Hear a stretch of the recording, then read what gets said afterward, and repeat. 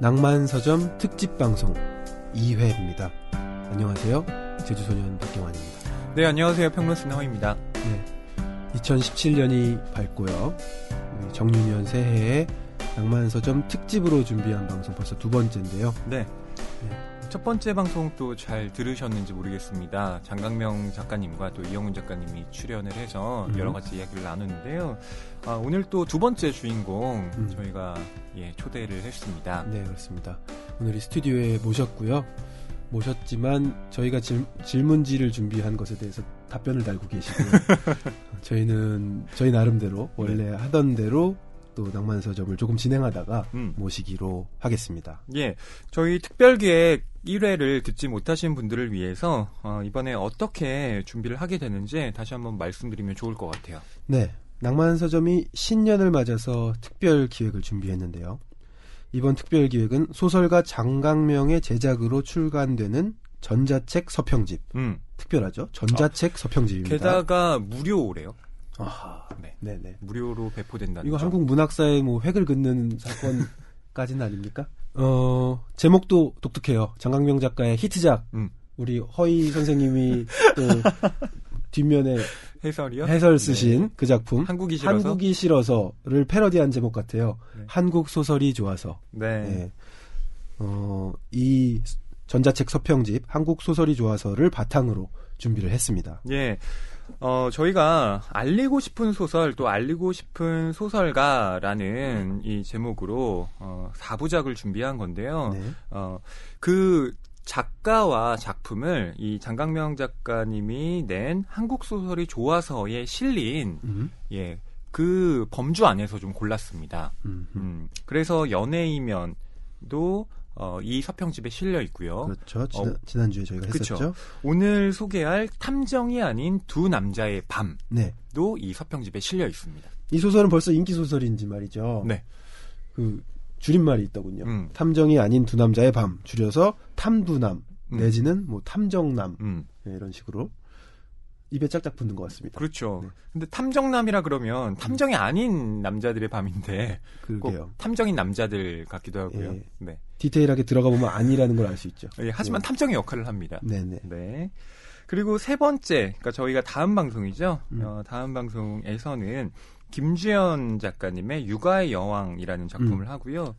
이 책이 집에 도착했는데 아내가 너무 재밌게 읽더라고요. 육아의 여왕이요? 네. 제일 먼저 집어들어서. 전 아직 못 육아에 읽었는데. 지금 매진하고 계시죠? 예, 네. 아유, 고생 많으실 텐데요. 네.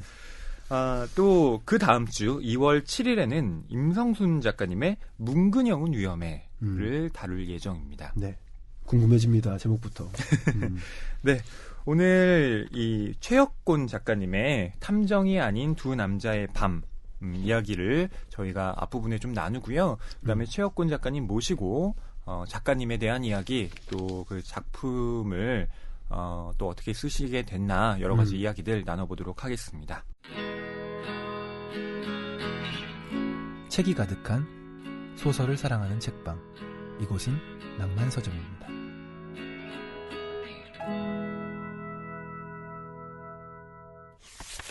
자, 그럼 한국 소설이 좋아서 라는 제목의 이 서평집에 실린 탐정이 아닌 두 남자의 밤 서평을 먼저 소개를 해드리겠습니다. 최혁곤 작가님의 탐정이 아닌 두 남자의 밤 서평을 쓰신 분은요, 온라인 서점 MD로 활동 중인 조선영 님이 썼습니다. 네. 이 조선영 씨가 책도 선정하신 분이라고요. 네. 최혁곤 작가님의 이 작품을 굉장히 재밌게 읽으셨나 봐요. 저희가 이 서평을 좀 낭독해 드리고요. 그리고 이 책과 관련된 이야기 덧붙여 보도록 하겠습니다. 세종문화회관 뒤편 어딘가에 있을 것만 같은 밤의 노동자들. 밤 12시 민주일보 기자 박희윤은 헤어진 옛 연인 최연소에게서 살려달라는 다급한 전화를 받는다. 인터뷰 대상이었던 신인 배우와 기자로 만나 연인이 되었지만 지금은 인기 배우가 된 그녀. 연이어 납치범의 협박 전화가 걸려오자 희유는 그녀를 구하기 위해 비 내리는 밤거리로 뛰어나간다. 동분서주하는 그의 곁에는 세종문화회관 뒷골목에서 이기적인 갈사장이라는 카페를 운영하는 전직 형사 가로태가 있다. 그러나 그런 그를 조롱하듯 옛 연인은 차가운 주검으로 발견되고 이 일로 말미암아 희유는 기자 일을 그만둔다. 책의 제목에서 알 수 있듯 이 작품의 주인공인 두 사람은 탐정이 아니다. 옛 연인이 살해당한 충격으로 카페에 눌러앉은 전직 기자와 피의자와의 성추문에 휘말려 본의 아니게 경찰을 떠나야 했던 퇴출 형사. 하지만 이 두 사람은 사건의 실마리를 찾아 머리를 쓰고 밤거리를 달린다. 가히 밤의 노동자라고 할 만하다. 솔직히 우린 기자 나부랭이가 아닙니다. 고급진 두뇌와 강철 체력으로 미제 사건만 해결하는 밤의 노동자들입니다. 어두운 밤을 뛰어 진실을 밝히는 정의의 사도라고나 할까? 책에는 서막과 종막을 포함 총 7개의 에피소드가 실려있다. 서막 2개의 목소리는 충격적인 살인사건으로 시작되지만 달라도 너무 다른 두 남자가 희윤의 후배 홍예리 기자와 함께 투덕거리며 사건을 해결해 나가는 과정을 담은 에피소드들은 전반적으로 유쾌하고도 발랄하다. 집 나간 개를 찾아달라는 의뢰 아닌 의뢰부터 신문에 실린 암호 같은 내용의 광고를 추적하기도 하고 때로는 테러리스트일지도 모르는 남자를 쫓거나 인기 연예인의 팬미팅 현장에서 벌어진 사건을 쫓는 등 두 사람의 활약은 다채롭다. 그렇지만 절대로 두 남자는 탐정이 아니다. 그나저나 우리가 이 짓에서 남는 게 뭐지? 오지랖 넓은 것도 어느 정도라야지. 용감한 시민상 받을 것도 아니고 사립탐정처럼 의뢰비가 있는 것도 아니고 카페는 손님이 없어 망하기 직전인데 그냥 대책 없이 본능에 막 끌려가는 기분이야. 유쾌하고도 발랄하게만 느껴진 단편 곳곳에 이주 노동자와 폭탄 테러, FA 대박을 터뜨린 야구선수와 고공 크레인에서 농성 중인 재개발 조합장, 청년 실업과 정년을 앞둔 직원을 내모는 대기업의 횡포, 엔터테인먼트 산업의 어두운 이면까지 사회 곳곳의 문제를 잘 녹여낸 점은 일견 사회파 미스터리의 면모를 보여주기까지 한다. 7개의 연작 단편들은 광화문 세종문화회관 뒤편 어딘가에 있다는 카페 이기적인 갈사장을 거쳐가는 인물들의 이야기를 담아낸 듯 보이지만 결국 전체를 관통하는 건 주인공이자 화자인 희윤의 옛 연인을 죽인 연쇄살인범은 과연 누구인지를 추적하는 과정이라고 보면 될 것 같다. 희윤과 그의 친구 호태, 그리고 후배 기자인 홍예리와 카페 아르바이트생 구양까지 책 속의 인물들은 개성이 뚜렷하고 성격이 분명해 마치 이들이 어딘가 현실에서도 살아 숨쉬며 여전히 조금은 시시하면서도 처음 생각했던 것보단 다소 심각하기도 한 사건들을 추적하고 있지는 않을까 하는 착각까지 불러일으킨다. 지금 책을 덮고 전철을 타고 광화문으로 나가 세종문화회관 뒤편 골목을 누비다 보면 영 장사가 안 되어 파리만 날리는 한적한 카페 한쪽에 두 사람이 앉아 시답잖은 얘기들을 나누다 투덕거리고 있는 모습을 마주할 것만 같다. 읽는 재미만으로 보자면 정말 이만하기도 쉽지 않을 것 같다. 너무 묵직하지도 않고 그렇다고 대책 없이 가볍지만도 않다.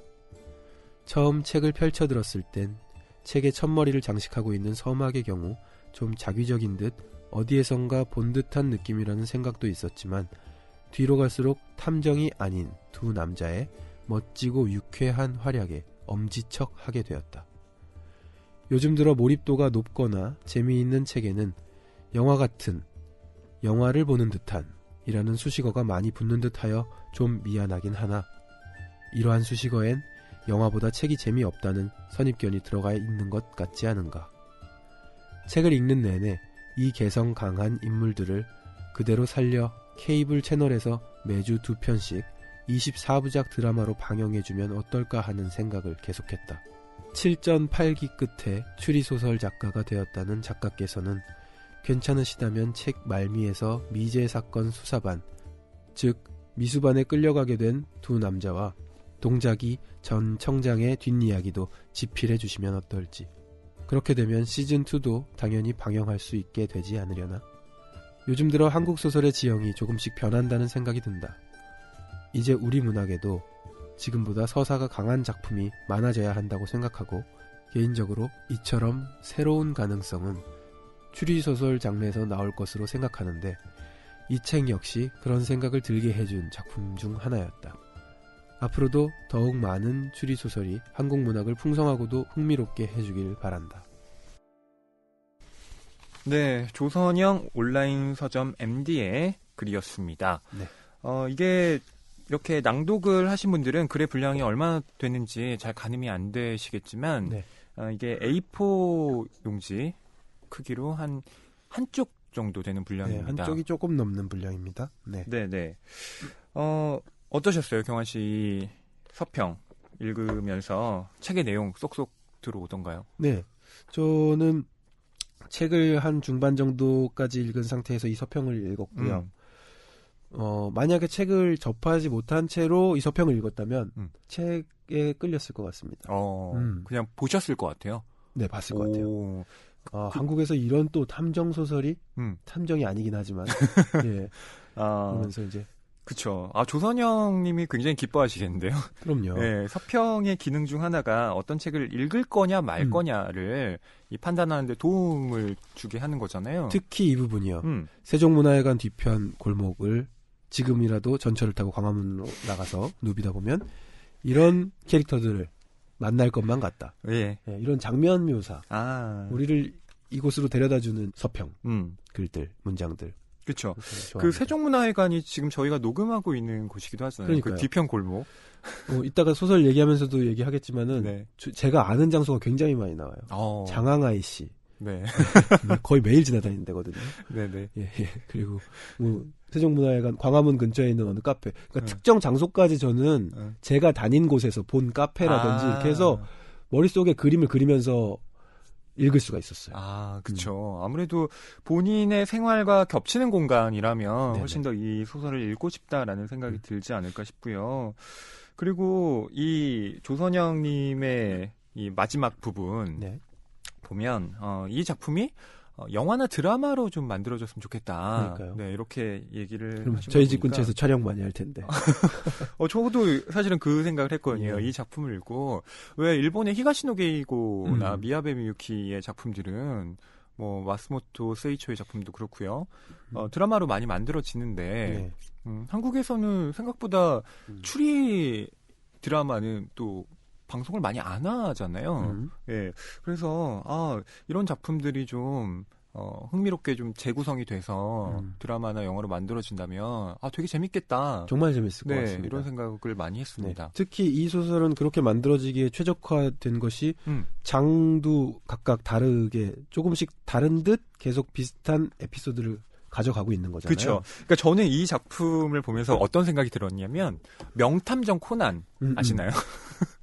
네, 그렇죠. 예, 꼬마의 안경 쓰고 남도일, 예, 코난 사실은 동일 인물이죠. 이게 그 스토리의 어떤 구조와 비슷한 것을 취하고 있다는 생각이 들었는데요. 저는 명탐정 코난을 즐겨보는 사람으로서 밥 먹을 때 케이블 TV 틀어놓고 보거든요. 예. 근데 코난이랑도 좀 비슷하세요. 캐릭터가. 그래요? 안경을 좀 써야 될 것 같은데 예. 큰 안경을. 원래는 이 고교생으로서 뛰어난 탐정가인 이 남도일이 이 괴한들에게 어떤 그 습격을 당해서 이 몸이 작아지게 되는 거잖아요. 그래서 이제 남도일에서 코난이 되는 것인데 그러면서 이제 자기의 이 몸을 다시 어떻게 회복할 것이냐 이런 커다란 이야기의 줄거리가 있습니다. 그리고 과연 그 검은 양복을 입은 사내들은 누구인가 이런 것을 이제 추적해가는 그런 큰 얼개가 있고요. 그 다음에 이제 그 코난으로서 이 초등학생 탐정단을 구성해서 여러 가지 사건들을 해결해 나가는 단편적인 에피소드들이 또 그 안에 담겨 있습니다. 그래서 그 명탐정 코난은 끝나질 않아요. 예, 계속 단편들이 쭉쭉쭉 그 안에 붙어 있고, 코난은 지금 아주 긴 시간 동안 꼬마이로 남아 있는데, 이 책 같은 경우는 그렇진 않죠. 하지만 큰 얼개는 분명히 있습니다. 네네. 그 저희가 같이 다뤘던 셜록 홈즈 시리즈도 네 사람의 서명이었던가요? 예. 네, 그 책도 참 재밌게 읽었는데, 우리나라의 또 최신작 소설에서 그런 냄새를 맡으니까 너무 반갑더군요. 기본적으로 추리물들은 짝패의 구성을 취하고 있는 것 같아요. 그러니까 그게 아마도 형사분들이 이제 어떤 사건 수사를 할 때 항상 팀을 이뤄서 하잖아요. 예, 2인 1조의 예, 그 파트너로 그렇죠. 구성이 되어 있는데 그 캐릭터가 비슷하면 되게 재미없잖아요. 근데 지금 이 작품처럼 원래 기자 출신인 박희윤과 또 정직 형사인 가로태가 완전히 성격이 대비되는 인물인데 이 두 사람이 상호 보완을 이뤄나가는 점이 또 재미있고 상당히 또 티격태격하잖아요. 네네. 예, 그런 유머를 보는 재미도 있고요. 이게 셜록 홈즈와 왓슨 박사 예, 좀 세속화된 버전 네, 이렇게 보이기도 해요. 그러니까 탐정이 아닌 두 남자라 함은 이 사람들의 직업이 탐정이 아니기 때문에 그렇습니다. 네. 네. 방금 좀 아까 말씀드렸듯이 주인공은 전직 기자죠. 네. 박희윤. 그래서 별명이 퍽큐예요. 박희윤. 네. 빨리 발음하면 예. 그렇죠. 조롱하는 별명을 네. 조롱당하는 별명을 가지고 있고. 그렇죠. 그리고 그의 친구는 전직 형사 네. 갈호태입니다. 네. 예. 두 사람은 사건을 다루다가 이 박희윤이 먼저 조금 뭐 특별히 잘해주려고 그런 건 아닌데 잘해주게 됐어요. 그러다 보니 예, 그걸 굉장히 고마워한 가로태가 그 이후로 아주 그 현장에서 네. 정보들을 제공해주는. 네. 그래서 기자에겐 또 큰 도움이 되는 그런 그쵸. 사이로. 예, 그런 파트너십을 이루었던 사람들인데 지금은 다 현업에서 떠나 있습니다. 떠났습니다. 예, 우선 박희윤의 경우에는 소설 시작할 때까지만 해도 기자였는데요. 그렇죠. 네. 근데 1막이 끝나면서 떠나는 것 같아요. 엄청난 사건에 휘말리게 되죠. 바로 자기의 옛 애인이었던 이 최연수가 납치되었다는 네. 예, 소식을 듣게 되고 최연수라는 여인은 지금 현재는 굉장히 유명한 네. 미모의 탤런트고요. 근데 그녀를 구하기 위해서 동분서주하다가 결국 예, 그녀를 구하지 못합니다. 그렇습니다. 그리고 굉장히 끔찍한 네, 그녀의 목이 없는 시신을 발견하고 큰 충격에 빠지게 되죠. 그 사건으로 이 박희윤은 기자 일을 그만두게 됩니다. 그러고 나서 갈호태가 운영하고 있는 세종문화회관 뒤편에 카페 이기적인 갈 사장에 얹혀 살게 되죠. 네네. 또 거기에 얹혀 살 정도로 그렇게 또 두 사람이 끈끈한 사이라는 거 그쵸. 알 수가 있습니다. 그리고 가로태에 대해서도 좀 말씀을 드리면 형사 일을 하다가 물러나게 된 계기가 성추문이에요. 이 가로태가 피의자와 불미스러운 성관계를 맺었다. 네, 이런 이유로 네, 말하자면 파면 조치 비슷하게 된 거죠. 그렇죠. 그리고 그 이후로도 계속 소설에서는 여성을 갈구하는 네. 그런 캐릭터로 나옵니다. 여성을 그쵸. 많이 좋아합니다. 예. 근데 가루테 본인은 이렇게 이야기를 하죠. 절대 그건 뭐 강제나 겁박에 의한 것이 아니었다. 그 사건은 우리 둘이 사랑해서 그랬다. 라고 이야기를 하고 있는 상황이고요. 예. 네. 어쨌든 가로테라는 사람은 굉장히 행동파, 뭔가 몸으로 뭔가 해결하려는 사람이라면 박희윤은 이지적으로 아무래도 기자 출신이다 보니까 네. 예, 논리적으로 어떤 사건을 해결해 나가려는 그런 성향을 갖고 있는 사람이죠. 네. 그 우리가 다뤘던 네 사람의 서명 셜록 홈즈에 비하면 한 사람이 그렇게 압도적이진 않아요. 네. 그렇죠, 그렇죠. 둘이 좀 나눠 가졌습니다. 네. 이 가로테와 박희윤 카페의 운영에는 별 관심이 없는 것 같아요. 그러게요. 어떻게 카페 월세는 유지를 잘 하는 건지 그게 별 상관이 걱정됩니다만. 없는 게 예. 가로테의 아버지가 동해안에 땅이 그렇게 많다고 아하. 네, 가로테가 자랑을 하죠. 그랬죠, 예, 맞아요. 되게 부럽더라고요. 이렇게 그 현업에서 밀려나도 네. 먹고 살 게 있구나. 카페 운영이 잘 안 돼도 괜찮구나. 네, 부러운 예, 가루테의 집안이었고요. 네. 거기에 이제 박희윤은 말하자면 얹혀서 함께 가게 되는 건데, 이 두 사람이 사실은 별로 그렇게 본인들이 해결해야 할 일이 아님에도 불구하고 거기에 뛰어들죠. 그렇습니다. 이런 뛰어들어야 보면... 에피소드가 나오겠죠. 그렇죠. 예. 굉장히 오지랖이 넓다고 해야 되나? 네네. 네, 그런 생각도 들어요. 어떻게 보면 남다른 관찰력 때문에 탐정으로서의 자질을 가졌고 그것이 언뜻 스쳐 지나가는 그 일상의 어떤 균열들을 정확하게 포착해서 거기에 파고 들어가는 게 아닌가라는 생각이 들기도 하는데요. 네. 이 박희윤과 가로태 결국 이 두 사람이 여러 가지 에피소드들을 만들어 나가지만 결국엔 과연 박희윤의 헤어진 옛 연인 최연수를 죽인 범인이 누구인가?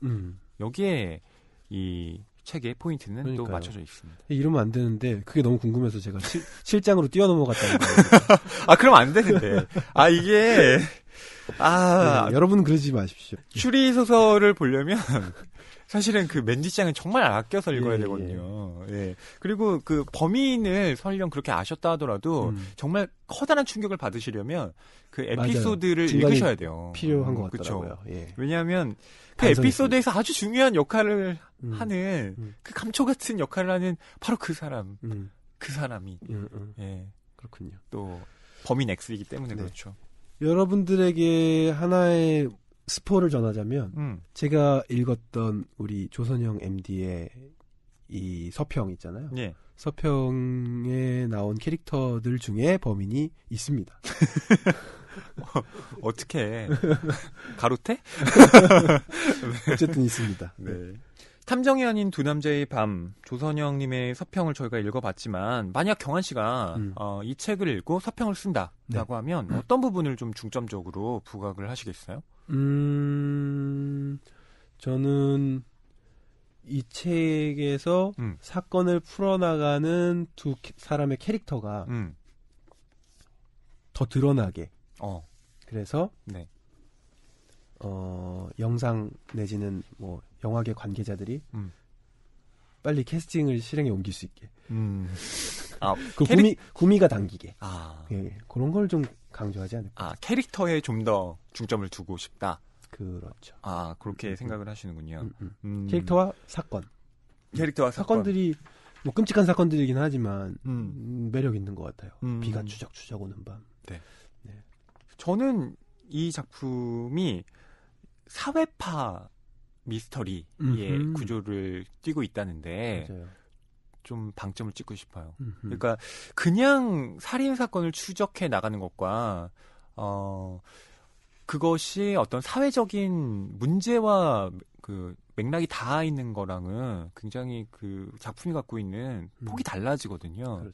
그러니까 히가시노 게이고나 뭐 미야베 미유키나 마스모토 세이초 같은 그 일본의 유명 추리 작가들의 소설이 계속해서 잘 읽히고 있는 것 중에 하나가 기본적으로 그들이 공유하고 있는 어떤 문제의식이 우리 현실과 동떨어져 있지 않기 때문이거든요. 그러니까 그 살인이 그냥 단순한 개인적인 원한 뭐 이런 걸로 일어나는 것이 아니라 사회 구조적인 전반에 어떤 살인이나 범죄의 싹이 잠재해 있고 그런 것들이 개화되면서 문제가 터져 나왔다라는 것이 우리로 하여금 이 작품을 읽게 만드는 어떤 동력 중에 하나잖아요. 이건 시간이 흐른 뒤에도 그 작품이 갖는 힘이 되잖아요. 그렇죠. 2017년을 이제 지나가고 있는 우리들이 당면한 그쵸. 사회 분위기라든지 사건들.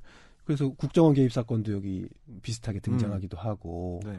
신문에 난 광고를 추적해 나가는 과정에서 이건 뭐 간첩 신호냐 뭐 이런 얘기도 나오면서 그쵸. 예 그런 얘기들 흥미로웠습니다. 예. 그것이 장소를 이렇게 광화문 쪽으로 설정한 것과 되게 깊은 연관이 있는 것 같아요. 그러니까 광화문이라는 곳은 그러니까 한국 사회의 어떤 가장 예민한 부분들이 그러니까 사회적인 목소리를 터져 나오는 공간이잖아요. 그렇죠. 네, 이쪽에 청와대와 가까이 광장도 하고. 있고요. 그다음에 모든 언론사들이 광화문에 모여 있죠. 네. 그러니까 정보들이 언제나 이 안에서 지금 꿈틀꿈틀대고 있고 말하자면 한국 사회의 예민한 촉수들이 이곳에 모여 있는 것인데 이 세종문화회가 뒤편에서 네. 네, 그 아무것도 아닌 것처럼 보이는 이들이 거기와 이렇게 맞닿아서 어떤 일을 진행해 나간다는 것 자체가 평범한 개인들이 어떻게 사회적인 문제가 닿아 있는가 이러한 그 흥미를 불러일으키는 것 같더라고요. 네. 이런 구체적인 장소가 갖는 상징성도 너무 좋고요. 그 구체적인 장소가 내가 상상할 수 있는 공간, 내가 돌아다닌 공간이었다는 점에서도 저 개인적으로는 또 소설이 흥미로웠던 이유 중에 하나였던 것 같습니다. 네. 예, 안녕하세요. 온라인 서점에서 MD를 하고 있는 조선영이라고 합니다. 예, 이번에 장강명 작가님이 만드신 서평집에서 최혁권 작가님의 탐정이 아닌 두 남자의 밤 추천드리게 되었어요. 원래는 좀 외국 소설들이 더 인기가 있긴 하지만 좀 우리나라에서도 그런 작가들이 이제 많아지면 되게 좋지 않을까 하는 생각에서 제가 이제 한국 추리소설이 나오면은 꾸준히 좀 찾아보려고 하는 편이거든요. 그러다가 제가 MD 하면서 저희가 이제 뭐 출판사 편집자분께 추천 이렇게 받는 그런 그 행사 같은 게 있었는데 거기서 이제 이 책을 찾아서 보게 됐어요. 되게 재밌다. 사실 추리소설 되게 재밌게 쓰시는 분들이 많기는 한데 저는 이런 책이라고 하면 좀 우리 추리소설이나 이런 거에 대한 재미있겠어 이렇게 생각하시는 분들도 좀 되게 재미있게 읽을 수 있지 않을까 하는 생각에서 책을 추천드리게 되었습니다. 최혁권 작가님 이번 책 되게 잘 읽었고요. 이번에 이거 추천 글 쓰다가 여기저기 작가님 인터뷰도 많이 좀 찾아보고 그랬는데 뒤편도 쓰실 계획이 있으시다고 그거를 봤거든요. 그래서 저는 가능하시다면 그러니까 다음 이 뒷 얘기들 저 말고도 책을 보신 분들은 가로태 전 형사랑 박희윤 전 기자의 후일담을 되게 궁금해하시는 분들이 많을 것 같아요. 그래서 작가님 계속 추리소설에 대한 애정을 갖고 꾸준히 활동하고 계신 걸로 알고 있는데 계속 좀 재미있는 책 부탁드리겠습니다. 책이 가득한 소설을 사랑하는 책방. 이곳은 낭만 서점입니다.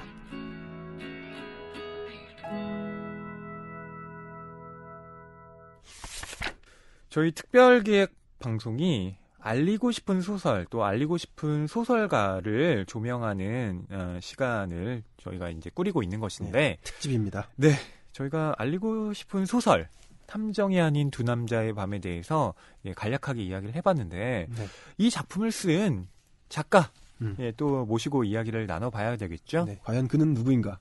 바로 제 앞에 와 계신데요. 네. 먼저 소개를 해드리겠습니다. 최혁권 작가. 낮에는 직장을 다니고 밤에는 추리소설을 쓴다. 2003년 개간 미스터리를 통해 데뷔.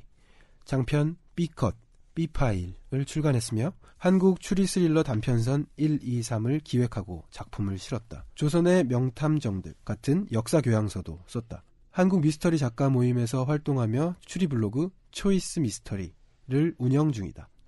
2013년 B파일로 한국 추리문학 대상을 받았다. 이러한 양력을 가지고 계신 최혁권 작가님을 모시겠습니다. 안녕하세요. 반갑습니다. 네, 반갑습니다. 네, 안녕하세요. 막장 추리소설을 전문으로 쓰는 최혁권입니다. 낭만 서점에 초대해 주셔서 감사드립니다. 네, 작가님이 저희 녹음 시작할 때부터 네. 와 계셨어요, 사실은. 아니, 너무 오래 기다리게 되는 거 아닙니까? 그러니까. 네, 빨리빨리 모셔야죠. 네. 네, 막장 추리소설이라고 본인 스스로 그렇게 말씀을 해주셨는데 그렇게 말씀하신 이유가 있나요? 주위 동료 작가들이요. 제 소설 요소 중에 막장 요소가 많다고 그냥 막장 추리 작가 이 컨셉으로 밀고 나가라는데요. 네, 막장 드라마 할 때 그 막장. 네, 막장이죠. 근데 탐정이 아닌 두 남자의 밤 같은 경우는 막장 요소가 전작들이 많습니다. 그렇군요. 예. 그러면 일부러 그런 막장 요소를 도입하시는 이유가 딱히 그런 건 아닌데 쓰다 보니까 다들 주위에서 막장인데 그런 이야기를 많이 하더라고요. 그래서 또 추리 장르 소설을 쓰다 보니까 또 주위에서는 또 길바닥 작가다 이런 이야기도 하시고. 그 소설에서 등장하는 장소가 굉장히 디테일해요. 먼저는 그 기자가 살고 있는 오피스텔. 본인 오피스텔 아니신가요? 어떻게 되는 거예요?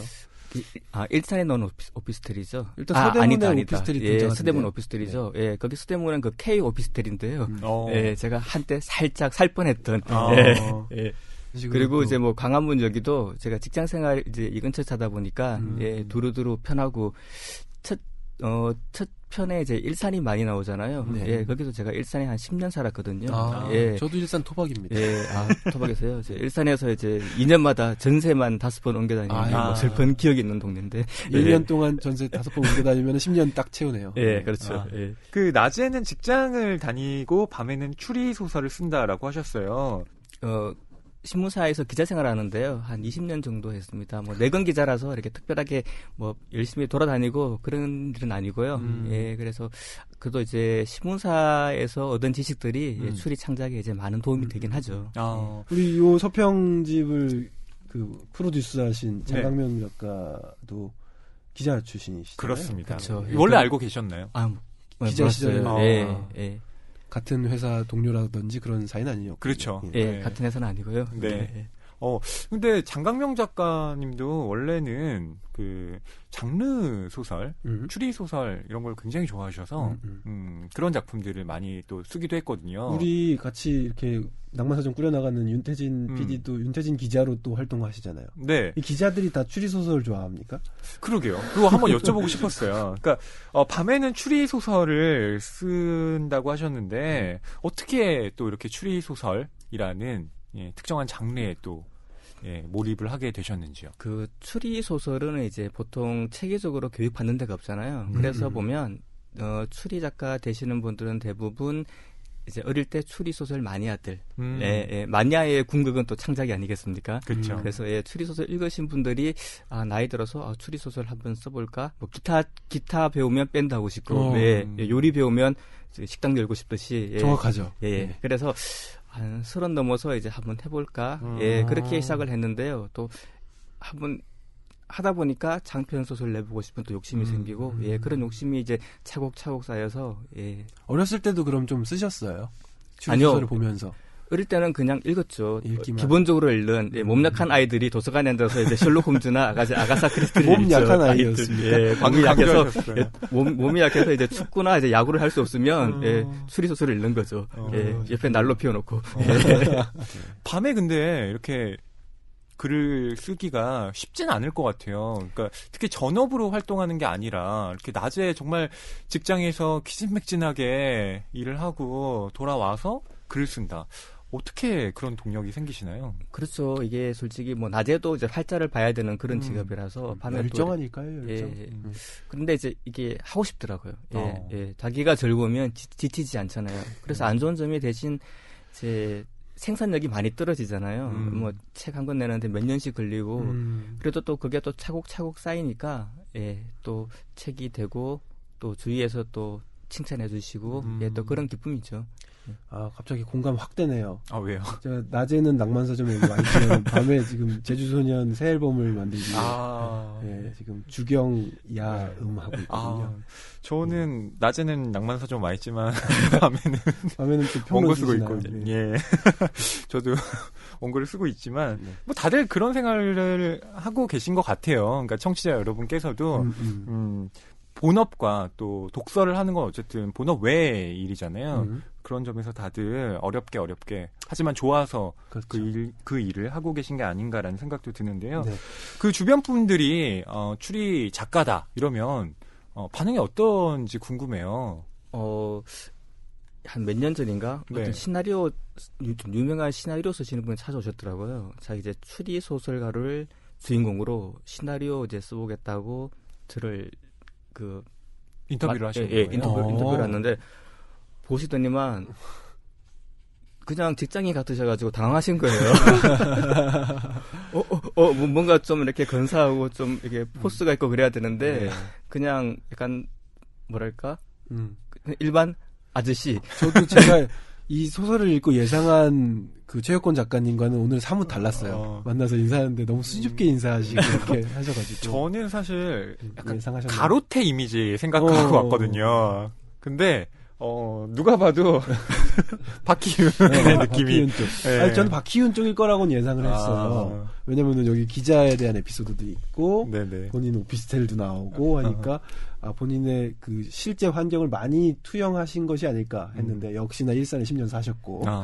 근데 이게 추리소설이란 게 원래 이제 일어날 법한 보이지 않는 할극, 예, 그런 그렇죠. 약간 매력이 있잖아요. 예. 그래서 작가들이 이제 자기를 숨긴 채 좀 더 좀 독특한 캐릭터를 만들다 보니까 예, 실제 작가 모습과 잘 안 맞는 경우가 대부분이죠. 아, 그렇구나. 예, 예. 아니, 본인의 모습을 숨긴 채 작품을 통해서 많이 이렇게 발산하셨습니까? 네. 네. 그렇군요. 또 블로그도 운영하세요. 초이스 미스터리를 운영 중이라고 하셨는데요. 이 블로그는 뭐 어떤 컨텐츠들이 또 올라와 있나요? 이제 추리 소설을 이제 읽다 보면 항상 창작하는 건 아니잖아요. 많이 읽어야 되니까 이게 독서 노트 같은 거죠. 뭐 그동안 뭐 추리 소설에 관한 이런저런 정보들, 뭐 그다음에 이제 이야기들, 뭐 새로 나온 책 소개, 예, 그런 식으로 활용하고 있습니다. 지금은 이 자리에서는 이제 본인을 조금 낮추시고 겸손하게 하시지만 예. 여기 어디죠? 초이스 미스터리 블로그 여기 가면은 시사빈 거 아닙니까? 거의 뭐 다 떠받드는 운영자 초이짱 이러면서 이렇게 댓글들 막 지금 달려있네. 요 블로그에서 지금 저희 방송 듣는 소리가 들리는 것 같은데요. 그렇죠. 댓글 좀 달아주십시오. 그 주변 그러니까 블로그 이웃분들은 또 다들 미스터리를 좋아하시는 분들로 구성이 되어 있나요? 그게 생각하시는 만큼 추리 소설 시장이 넓지가 않아요. 그래서 추리 작가들도 몇 분 되지가 않거든요. 활동하시는 분이 많지가 않아요. 그래서 대부분 다 교류하고 알고 있고요. 또 추리 독자들도 마찬가지고, 예, 그래서 대부분 좁은 동네라서 다들 친하게 지내죠. 예. 그렇구나. 최혁권 작가님이 굉장히 오래 기다리셨잖아요. 그래서 저희가 지금 앞에서 녹음하는 걸 다 듣고 계셨는데 이렇게 본인 작품에 대해서 누군가가 이렇게 말도 안 되는 얘기를 하고 있으면 어떤 생각이 드시나요? 아니요, 말도 안 되는 건 아니고요. 제가 생각 못했던 부분들, 저는 이제 이런 의도로 쓴 것은 아닌데, 뭐 저런 식으로 해석도 가능하구나, 뭐 이런 것들. 예, 그래서 좀 새로웠어요. 예, 그리고 어쨌든 누군가 이제 책을 읽고 이야기해준다는 거는 예, 굉장히 이제 고맙죠, 감사하죠. 예. 낭만 서점 이대로 괜찮을까요? 어떤 부분이 예를 들면 좀 새로우셨어요? 그 해석에서 광화문 얘기? 아니요, 저는 이제 광화문을 예, 그것도 마찬가지인데요. 단지 이제 광화문이 편해서 네네. 그게 익숙한 배경을 이제 사용했을 뿐인데 많은 분들이 또 광화문 거기에 거기에 가면 뭐가 있을 것이다. 이게 디테일함, 예, 그런 부분들을 또 칭찬을 해주시더라고요. 그건 저는 특별하게 그 장점이라고 생각을 안 했었거든요. 예, 그래서 이렇게 참 다르구나. 예. 특별하게 장점이라고 생각하지 않으셨어도 몸에 배인 어떤 작가로서의 그런 능력이 아닌가 싶은 생각이 들고요. 작가님 이렇게 오래 기다려 주셨고 또 저희가 드린 질문지에 열심히 답변을 체크하고 달고 계시는 모습이 너무 인상적이었는데 준비한 질문을 드리지 않을 수가 없을 것 같아서 좀 순서대로 조금 드려보겠습니다. 저희가 특별하게 이렇게 기획한 알리고 싶은 소설, 알리고 싶은 소설가 이렇게 정해봤는데 본인이 이 범주에 속한다고 보시는지요? 그러니까 말하자면 나 이미 다 알려져 있는데 굳이 뭐 그렇게 알리려고 해야 되나? 혹시 이런 생각을 하고 계신지? 예, 무명 작가는 맞고요. 예, 무명 막장 작가는 맞고요. 예, 초세를 팔지 못했으니까 예, 그 책을 이제 뭐 무명 작가는 맞죠. 눈물 나는 얘기는 조금 잠깐만. 예, 그렇군요. 예, 업계 용어 나왔습니다. 초세. 예, 여러분 초세 뭔지 아시죠? 네. 1쇄죠. 예. 보통 1쇄를 책에 따라서 뭐 500부, 1000부, 뭐 2000부 뭐 이렇게 찍는데요. 네. 초세를 얼마나 찍었는지 여쭤보지 않겠습니다. 저도요. 아니요, 초세는 3,000부 찍었는데요. 네, 아직 많이 남았다고 이야기하더라고요. 많이 찍으셨네요. 네. 좀 많이 찍으셨어요. 네. 저는 한 1000부 찍은 줄 알았는데 아니었구나. 3,000부 찍으셨구나. 네. 저희가 이번 방송에 관련된 이 책 기획전을 또 하고 있습니다. 네, 알리고 싶은 소설, 알리고 싶은 소설가 특집 기획전을 또 마련했다고 하죠. 네, 인터넷 교보문고에 저희가 장강명 작가님이 낸 이 서평집에 실린 작품들, 또 특히 저희가 낭만 서점에서 다루는 이 책들을 예, 여러분께 추천드리는 페이지를 마련해 놓고 있습니다. 네.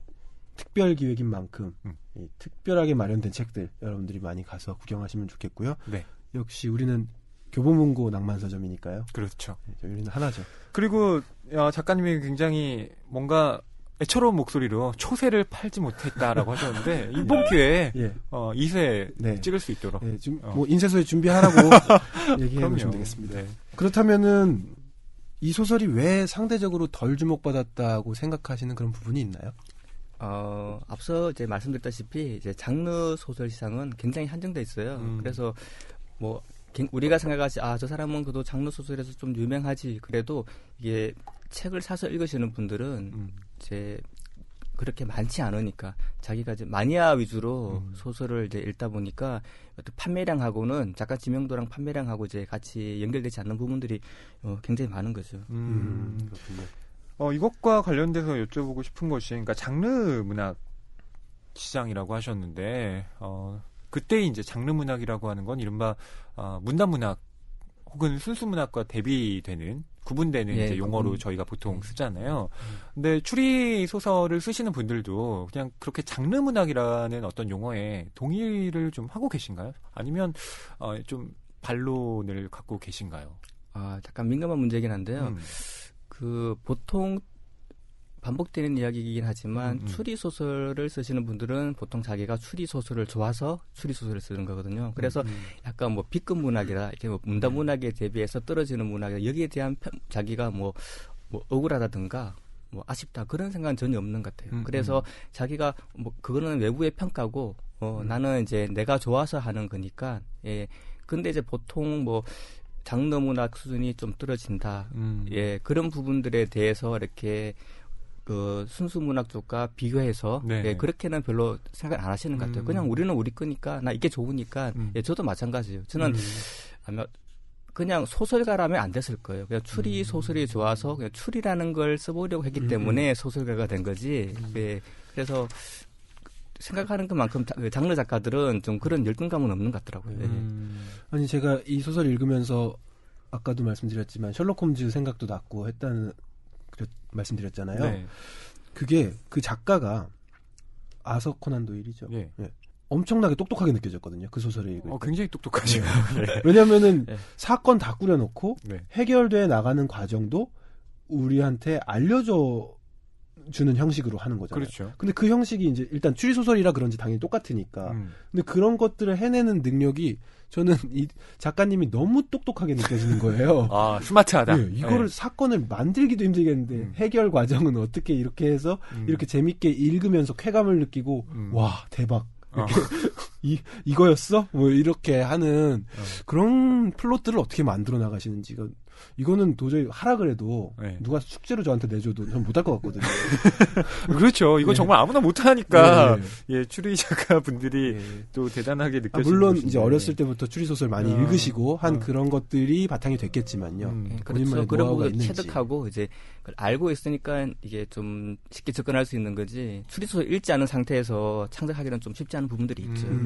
그러면 가장 중점을 두고 쓰는 부분이 어떤 건지 궁금한데요. 이를테면 소설을 써 나갈 때 중요한 어떤 단서로 반드시 언급을 해야 되는데 이걸 노골적으로 얘기하면 너무 촌스러워지고 그렇다고 내가 많이 감춰놓자니 독자들이 못 알아챌 것 같고 이런 부분에서 굉장히 갈등을 많이 하실 것 같은데요. 정확하게 말씀하셨는데요. 추리 소설 쓸 때 그 부분이 제일 힘들어요. 결말을 가지고 있는 상황에서 쉽게 말해서 앞부분에 아무 단서를 내놓지 않고 마지막에 결말이야 묻히지 않아 이런 식이면 독자들은 끌려오지 않거든요.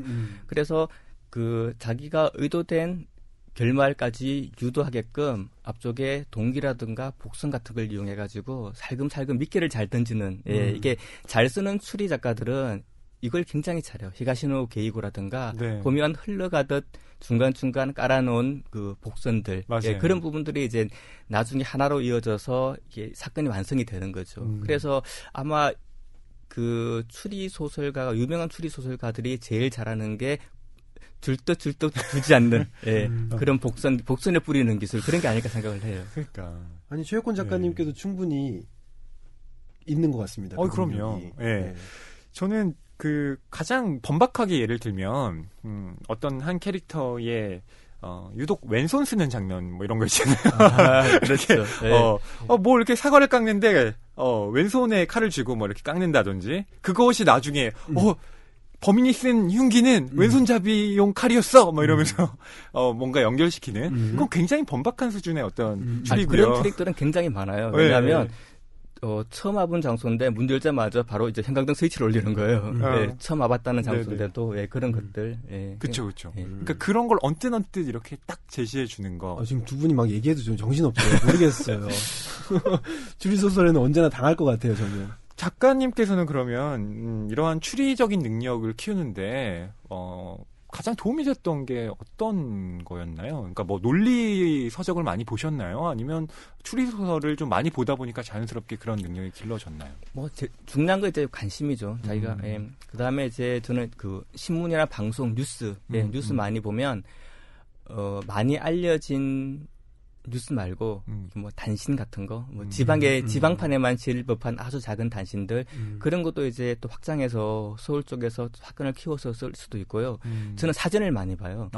예, 저기 뭐 외신 사진이나 뭐 국내 사진들을 보면 뭐 흘러가는 사진 속에서 좀 아이디어 같은 거 그런 거 많이 얻는 경우가 많아요.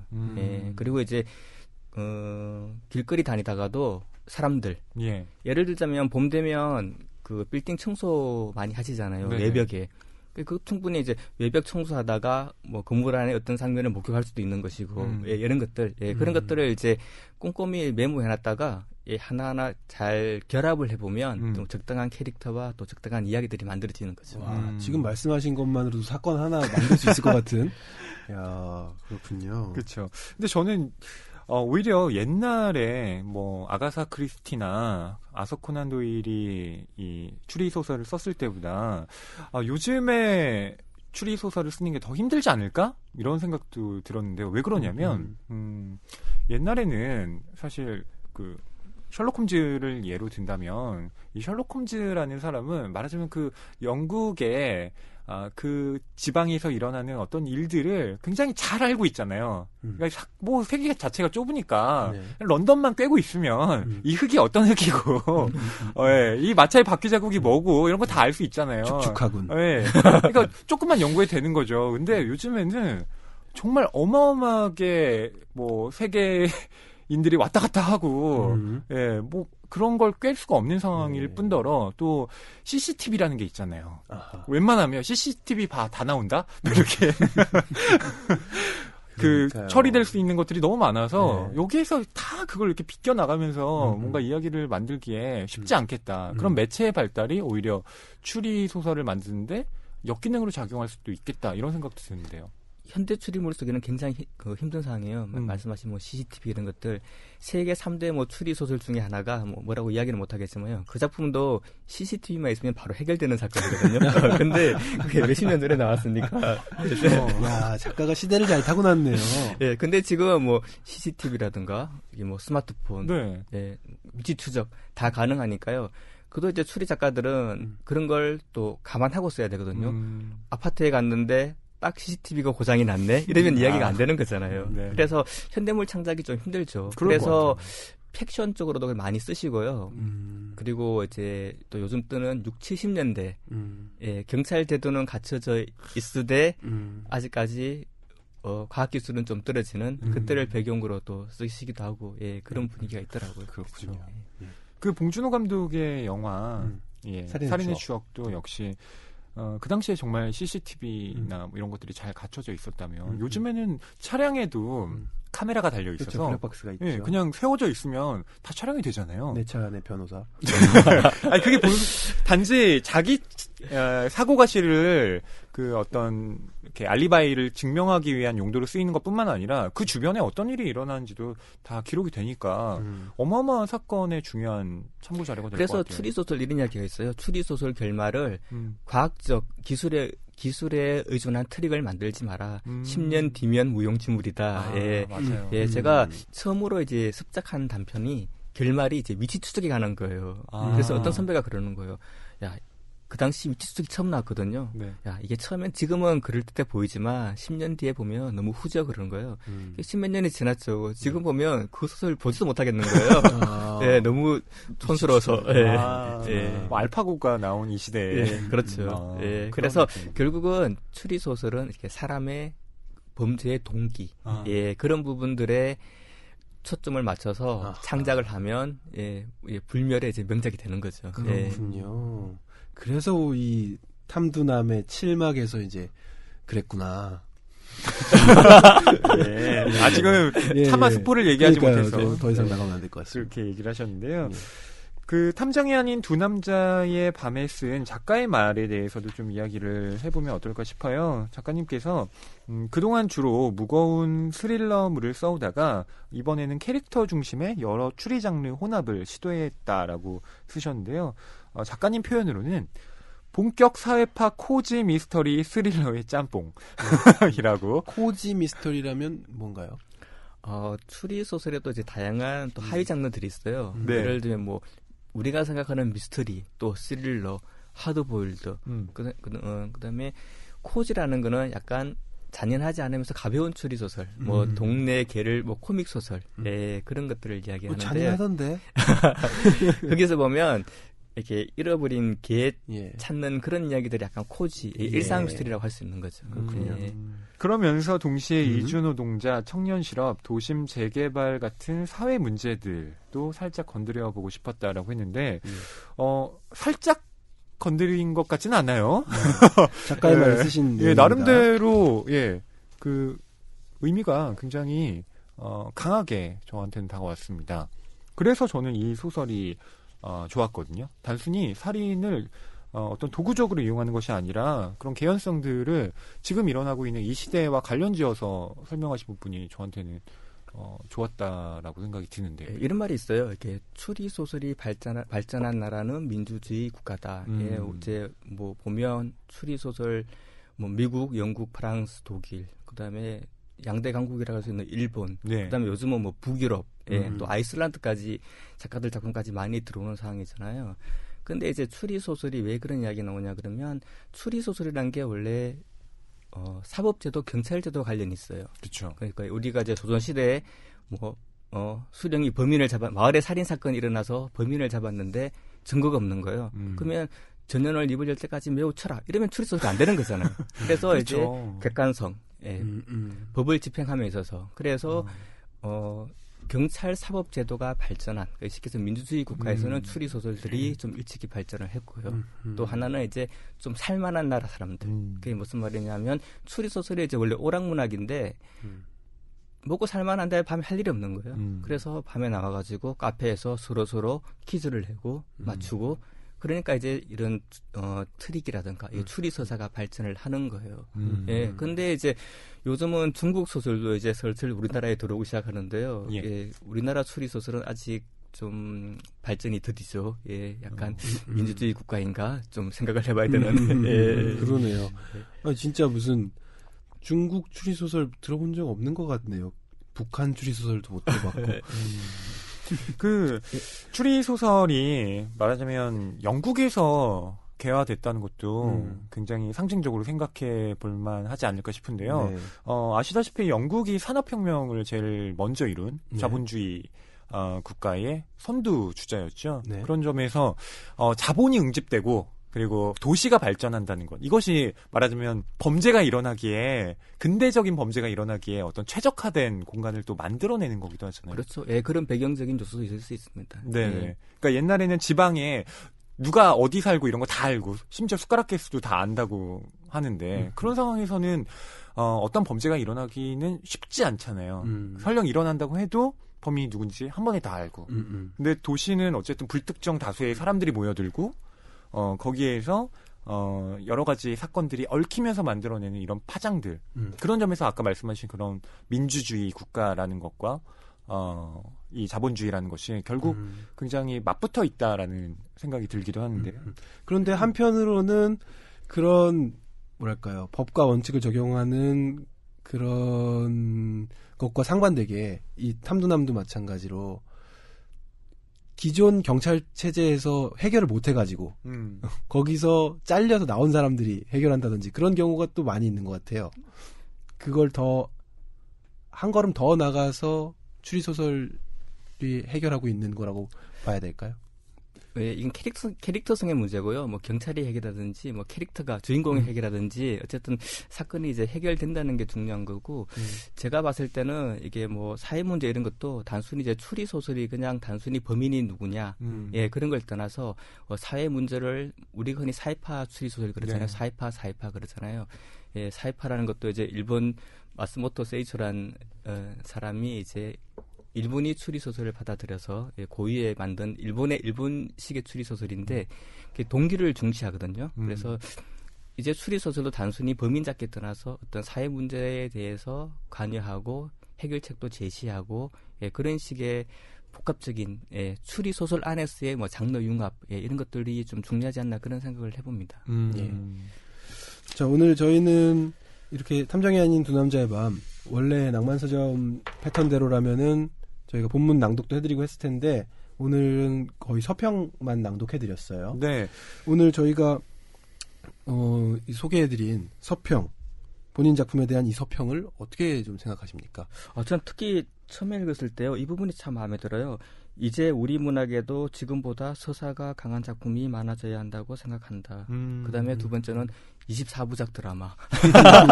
혹시 작가님의 작품 중에서 드라마 J나 영화 J가 들어온 게 있나요? 제가 장편을 2편을 썼어요. 세 편을 썼어요. 네. 근데 첫 장편은 이제 비컷이라는 작품인데요. 그 작품은 이제 영화 판권이 팔렸는데 제작 과정에서 이제 흔히 엎어졌다 그러죠.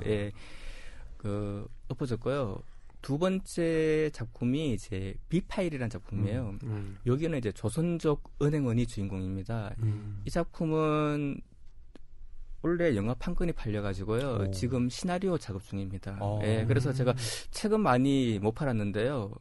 영화 판권을 2번 파는 바람에 그나마 활동에 대한 보상이 됐군요. 예, 초세는 못 팔지만 나중에 팔리겠네요.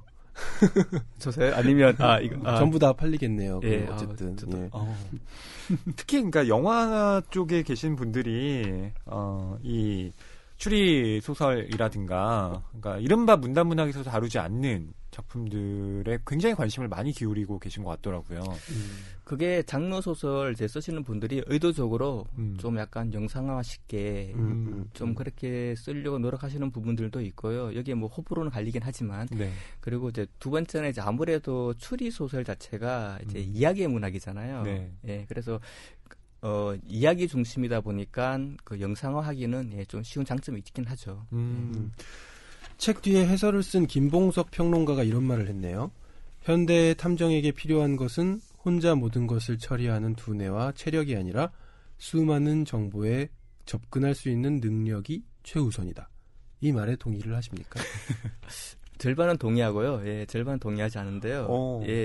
원래 이제 추리 소설에서 보면 아시겠지만 주인공들이 제일 많은 사람이 형사, 그다음에 뭐 기자, 뭐 의사도 있을 수 있고 뭐 정보원도 있을 수 있죠. 근데 이게 이야기 과정에서 어떤 정보 접근성 때문에 항상 한계가 있는 거예요. 그래서 이제 정보 접근성에 쉬운 사람들을 이제 캐릭터로 이제 주로 하다 보니까 그런 사람들이 이제 주로 등장을 하는데요. 꼭 정보 접근성뿐 아니라 일반인도 뭐 일반 뭐 주부라든가 아니면 그 뭐 소설가라든가 저는 이제 좀 그런 사람들도 주인공으로 등장하는 좀 추리 소설이 좀 많아졌으면 좋지 않을까, 좀 다양성이 생기지 않을까 그런 생각을 합니다. 얘기만 들어도 재밌겠는데요. 그렇죠. 평범한 사람들. 평범한 사람들. 우리 뭐 미스 마플 그런. 네네 맞아요. 주부가 주인공이라. 사건을 풀어나가는. 과연 남편이 숨긴 비상금은 아니요. 어디에 그런 있는가? 것도 쉽게 말해서 있잖아요. 추리 소설은 우리 항상 추리 소설만 이야기하지만 약간 추리 콘텐츠로서 활용하면 굉장히 좀 유용하거든요. 그래서 방금 말씀하신 주부의 남편의 비상금을 찾아라. 그런 것도 꽁트식으로 하면 굉장히 추리 콘텐츠를 활용한 굉장히 좋은 아이디어일 수도 있어요. 그래서 추리를 하실 때 소설만 생각하지 마시고 추리 콘텐츠 활용법 이런 걸 좀 산업적으로 좀 잘 활용해볼 필요가 있다고 생각을 해요. 옆집의 철수가 성적이 올랐다는데 과연 어떻게 오른 것인가? 그렇죠. 코믹이 되려면 이제 뭐 팼다 뭐 이런 이야기 나오는 거죠. 그렇군요. 그렇죠. 저도 하나 추리해보고 싶은 게 있습니다. 어떤 거죠? 왜 저희 집 윗집 아이는 아침 8시마다 피아노를 치는 거예요. 8시입니까? 한번 추리해보고 싶더라고요. 왜 하필 8시일까? 예, 그런 걸 추리 콘텐츠로 한번 활용해보고 싶고요. 낭만서점 듣고 있니? 안 들을 것 같아요. 초등학생이더라고요. 얘기 못했어요. 그 작가님께서 이 소설에 등장하는 몇몇 등장인물은 나의 팬심이 작동했다. 이런 걸 작가의 말에 쓰기도 하셨는데요. 걸그룹인가요? 조심스럽더라고요. 이 팬심이라는 게 어이 팬심이 아니고 그러니까 아이 팬심이 그렇죠. 팬심. 네. 전 또 그리고 필력을 말씀하시는 줄 알았어요. 예. 팬심. 여기에서 나오는 그러니까 유명인들 있잖아요. 뭐 박희윤의 여자친구라든가 이런 사람들 다 어느 정도의 실존 인물들 다 반영을 하고 계신 게 아닌가라는 생각이 드는데요. 그런데요, 그게 조심스럽더라고요. 어떤 후배가 뭐 누구 실명을 이야기했더니만 팬클럽에서 난리가 난 거예요. 그렇죠. 그럴 수 있죠. 그래서 제가 실명을 거론하려고 했는데 그 편집자분께서 안 된다고. 그래서 방송 끝나고 한번 몰래 오프 더 레코드로. 근데 저는 이제 남자 같은 경우는 기사역 같은 경우는 이제 박혜진, 그다음에 이제 그 가로태 형사역은 서인국. 좀 그런 좀 젊은 배우들을 또 소개하시네요. 원래 드라마는 이제 그 소설 속 나이보다 5살 낮춰서 하는 거예요. 그렇죠. 그러니까 만약 이 작품이 영화화나 드라마가 된다면 박혜진과 서인국이 콤비를 이뤘으면 좋겠다. 그리고 여기자는 뭐 서지혜. 서지혜 좋아하시는군요. 그렇구나. 안 좋은 역할은 이야기 못 하겠어요. 그렇죠. 그렇군요. 저는 대략 작가님의 취향을 알 것 같습니다. 제가 이렇게 좋아하고 그런 배우들보다도 더 연령대가 낮은 배우들을 택하시니까 당황스럽네요. 아니, 저는 뭐 그럴 수 있다라고 생각을 합니다. 작가님께서 저희 그 청취자들을 위해서 이 탐정이 아닌 두 남자의 밤에 실린 여러 에피소드 중에서 이 부분은 여러분들이 꼭 한번 읽어봐 주셨으면 한다. 라는 걸 좀 추천해 주신다면요? 셀프 요약과 홍보가 좀 될 수 있을까요? 저는 이제 고돌이 저택의 개사건을 이제 이야기하고 싶은데요. 제가 한 2년 전에 많이 아팠어요. 그래서 한 회사를 몇 개월 쉬었는데 제가 그동안 좀 약간 하드보일드 같은 스릴러물을 많이 써왔거든요. 좀 우울하고 음울한 그런 소설들 많이 써왔는데 아프니까 이제 그런 소설들이 좀 쓰기 싫더라고요. 그래서 처음으로 코믹을 한번 써보자. 그래서 제가 그런 걸 써본 적이 없는데 그래서 이제 고돌이 저택의 개사건 이 작품은 처음부터 코믹스러운 추리소설을 써보자고 작정을 하고 제 나름대로는 굉장히 작성을 하고 쓴 작품이에요. 거기 보면 걸그룹 이름도 뭐 핫식스, 그다음에 남자 걸그룹 이름은 레드불 뭐 이런 식으로 그리고 원래 그 아가사 크리스티 데뷔작이 스타일스 저택의 괴사건이라는 작품이 있습니다. 거기서 약간 제목을 패러디했어요. 그래서 고돌이 저택의 괴사건. 그래서 그러면서 또 이제 어떤 우리 사회의 약간 허영, 과시 이런 것도 좀 지적해보고 싶었고요. 그래서 제가 여태껏 코믹스러운 추리소설 안 써봐가지고요. 처음으로 시도해봤는데 지금 읽어봐도 저는 이 에피소드가 제일 마음에 들어요. 그렇군요. 여기에 보면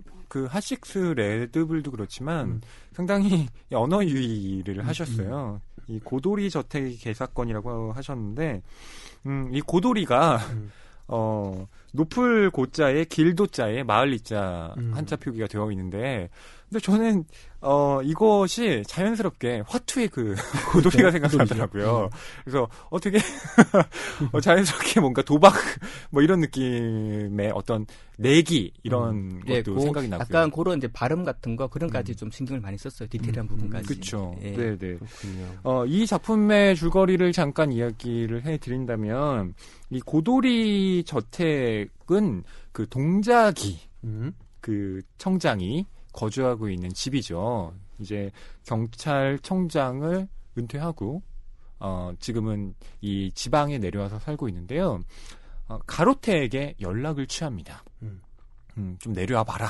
그래서 이제 가로태와 박희윤이 함께 그 집에 가게 되는데 뭐 대단한 부탁을 할 줄 알았는데 우리 집에 키우던 개가 없어졌다. 개 좀 찾아줘라. 그렇죠. 그 개가 나한테 얼마나 소중한지 모른다. 그러니까 제가 지금 애견인들을 뭐 무시하거나 이런 게 아니라요. 예, 예. 이들이 기대했던 것과는 좀 스케일이 좀 다른 사건이어서 지금 가루테와 박희윤이 실망을 한 겁니다. 근데 사건을 이제 뭐 맡아서 추리를 해 나가는데 이게 파면 팔수록 뭔가 깊은 것들이 하나하나 연관들이 나오기 시작하는 거예요. 그냥 개의 실종인 줄 알았는데 이것이 개가 누군가에 의해서 죽임을 당했다라는 것을 알게 되고요. 그리고 이 개가 원래 직업이라고 해야 될까요? 예. 원래 이 개가 활동을 했던 건 마약 탐지견으로서 또 활동을 하고 있어서 이 개의 죽음과 지금 어떤 어두운 범죄가 연관되어 있다. 네, 이런 것들이 지금 얽혀있는 그런 작품이죠. 벌써 수상한 냄새가 나죠, 여러분? 이 책을 어서 집어 읽으셔야 되겠습니다. 네. 저는 이 동작이라는 캐릭터를 가지고 그 2부를 만약 쓰게 된다면 이 사람들의 이야기를 넣어도 좋겠다라는 조선영 님의 이 부분.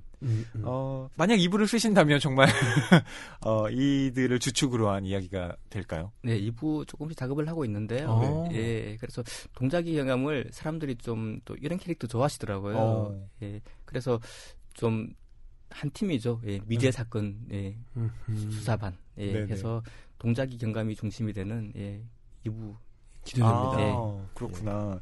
이런 직장 상사분들이 좀 계시죠? 네. 뭐 지금 직장에 다니고 계셔서 뭐라고 말씀은 안 하시지만 그럴 것 같아요. 네, 저는 아무 말 하지 않았습니다. 네. 어쨌든 방금 얘기해주신 부분이 이제 이번 질문이랑 또 맞닿을 수도 있겠는데요. 앞으로 작품 활동 어떤 계획을 좀 가지고 계신지. 뭐 직장생활 하다 보니까요. 제가 제일 고민이 이제 생산력이 떨어지는 건데요.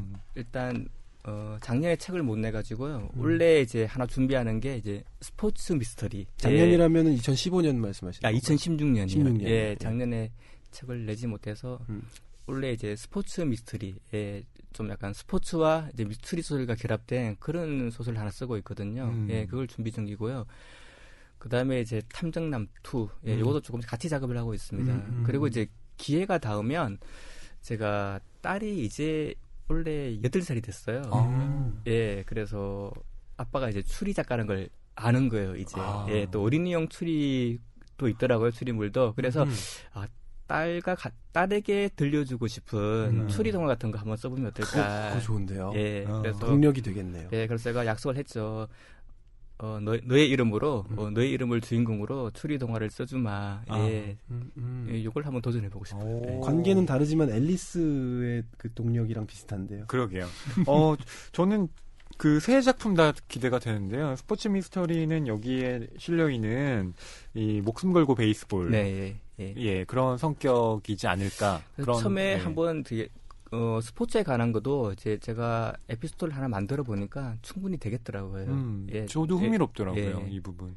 네. 그래서 추리 소설도 이제 단순히 뭐 사람 죽고 범죄가 아니라 그냥 어떤 소재의 좀 다양화 이런 것도 좀 필요한 것 같고요. 네.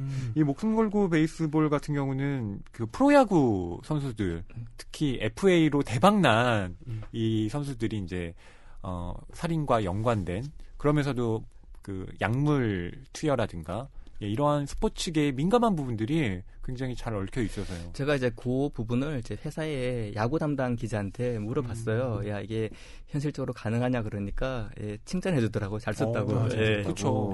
충분히 가능할 것 같아요. 아니, 이렇게 아이디어와 에피소드에 대한 계획들이 넘쳐나는데 정말 열심히 쓰셔야 되겠습니다. 현실은 이제 직장을 매일 나가야 되고. 그렇군요. 참.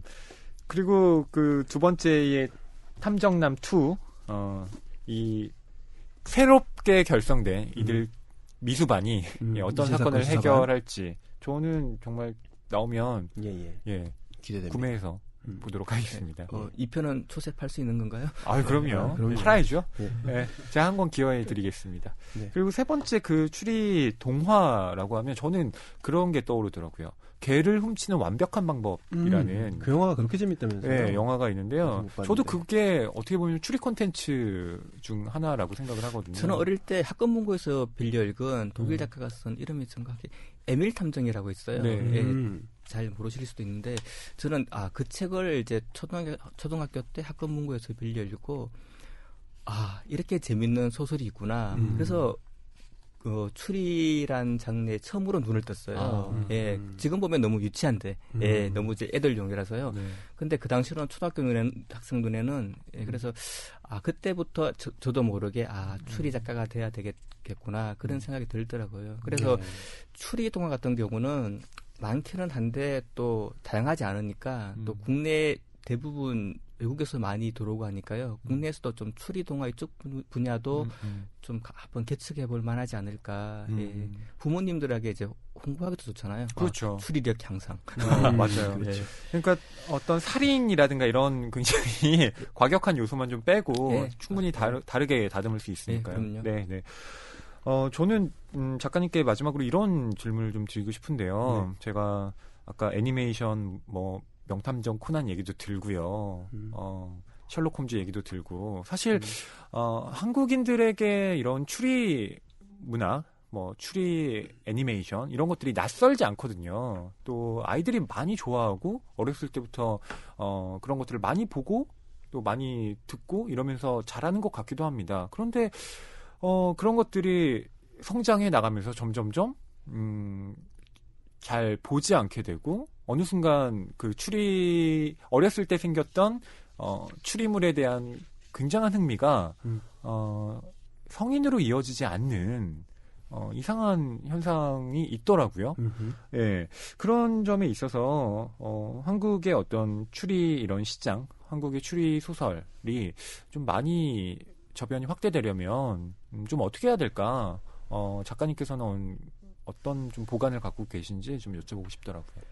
네, 일단은 이제 한국 추리 소설이 들어온 지는 100년이 넘었습니다. 한국 추리 소설의 시초를 1908년, 이해주의 쌍곡적이라고 보통 이야기 많이 하는데요. 100년 넘었죠. 근데 이제 한국 추리 소설이 발전하지 못한 이유. 첫 번째는 제가 봤을 때는 이제 작가들이 좋은 작품을 못 써서 그렇죠. 예, 어쩔 수 없는 작가들의 책임이고요. 그리고 두 번째는 이제 아직까지는 사회적으로 추리 소설 그러면 B급 문학 이런 인식이 강한 것 같아요. 그래서 왠지 좀 불량스럽고 이제 이것들은 이제 우리나라 추리 소설을 발전하면서 약간 좀 야하고 선정적인 그런 요소 때문에 그런 인식이 심어지지 않았나 싶긴 해요. 그리고 이제 한편으로는 시장 상황에 봤을 때 그 장르 소설이 좀 성장을 하려면 쉽게 말해서 내수 시장이라든가 일본이 잘 되는 예를 들자면 일본은 인구가 1억 이상의 내수 시장이 있고 또 일단 국민들이 또 굉장히 추리 소설을 좋아하죠. 예, 사랑합니다. 그리고 또 하나 이제 영어로 확장성. 북유럽이라든가 유럽 쪽에 이제 좀 강소국들이 또 좋은 작가들이 많은 나라들이 인구는 많지 않지만 이게 그 주변 동일 문화권 안에서 영어로 이제 많이 번역이 되니까. 근데 우리나라 같은 경우는 그런 이 모든 게 좀 어정쩡한 것 같아요. 그래서 지금은 제일 중요한 거는 이제 추리 작가들이 좀 많이 나와서 좀 베스트셀러 작가 한 명보다 초세 이야기 많이 나오는데 초세를 팔 수 있는 작가가 많이 나와야 된다. 근데 이제 체계적인 시스템이 없으니까 좀 도제식으로 의존하다 보니까 좀 그런 한계가 있는 것 같고요. 또 재능이 있다 싶으면 이제 먹고 살기 힘드니까 다른 쪽으로 방송이나 이런 쪽으로 가는 경우가 많거든요. 그런 부분이 좀 아쉽습니다. 그리고 이제 또 중요한 거는 일본도 우리나라보다 추리 소설을 받아들인 거는 그렇게 많지 않거든요. 어떻게 저렇게 강국이 됐냐 그러면 자기 나름의 새로운 장르를 개척한 거예요. 본격 추리 소설 들어보셨나 모르겠는데요. 네, 본격. 사회파 추리 소설. 영미 추리 소설을 받아들여서 자기들 것을 입혀서 새로운 장르를 만들었는데요. 우리는 단지 그냥 외국에서 저런 게 유행하니까 우리도 이런 거 써봐야지. 또 70년대 같은 경우는 우리나라는 대부분 스릴러 소설이었거든요. 근데 이제 그때는 우리가 잘 모르니까 그걸 대부분 추리 소설의 세계적인 전형이라고 생각을 했던 거죠. 그래서 우리도 좀 서두르지 말고 좀 체계적으로 차근차근 우리나라 장르의 모습을 갖추기 위해서 좀 체계적인 계획을 가지고 접근해야 뭐 해리포터 같은 작품도 나오고 다빈치 코드 같은 작품도 나오고 그러지 않을까 싶어요. 예. 그 방금 말씀해주신 부분이 그러니까 단순히 추리 소설에 한정된 그런 조언이 아니라 정확하게 왜 한국 문학이 점점 쪼그라들고 있는가와도 관련된 지적이신 것 같아요. 예. 다 해당된다고 저는 보거든요. 예. 근데 이런 추리 소설, 이른바 장르 문학의 확산에 있어서 저는 중요한 것 중에 하나가 어쨌든 매체가 아닐까 싶은데요. 대표적으로 미스테리아 같은 잡지가 이제 창간이 돼서 어쨌든 꾸준하게 지금 김용원 편집장이 활동을 하면서 소개를 하고 있기도 한데 그런 매체 역할에 대해서는 또 어떻게 생각을 하고 계세요? 중요하죠. 왜냐하면 그 사이에도 추리 전문 잡지가 몇 번 나왔었는데요. 재정적으로 오래 가지를 못했거든요. 근데 미스터리 같은 경우는 수준도 굉장히 높고 그리고 이제 쉽게 말해서 막연히 추리 소설 그걸 떠나서 추리 소설의 어떤 징검다리 이끌어주는 그런 역할들을 하니까요. 그냥 그 추리의 모든 것들을 다루고 있더라고요. 그래서 굉장히 긍정적이라고 생각을 합니다. 그 판타스틱이라는 잡지도 예전에 전 봤던 기억이 나는데 어느 순간 또 금방 사라졌고요. 추리소설 관련해서 아쉽더라고요. 그러니까 그것은 단지 추리소설만은 아니고 장르문학 전반을 다루는 SF 쪽에 관련된 제가 보니까 이게 좀 맞물려 있는 것 같아요. 그 추리 작가들이 많이 나와서 추리 소설을 많이 내면 추리 독자들이 늘고 추리 전문 잡지도 되는데 그렇죠. 이게 하나만 안 돼도 중간에 막혀버리니까 삼박자가 손바닥이 맞아야 되는. 제가 처음에 이제 한 20년 전쯤, 10몇 년 전쯤에 추리 소설을 한번 써보겠다고 생각했을 때도 한국 추리 소설에 보면 올 것이다 뭐 이런 얘기 계속 나왔었거든요. 근데 그때나 지금이나 작가 수 별로 차이 없고요. 현실은 좀 그들의 것 같아요. 네.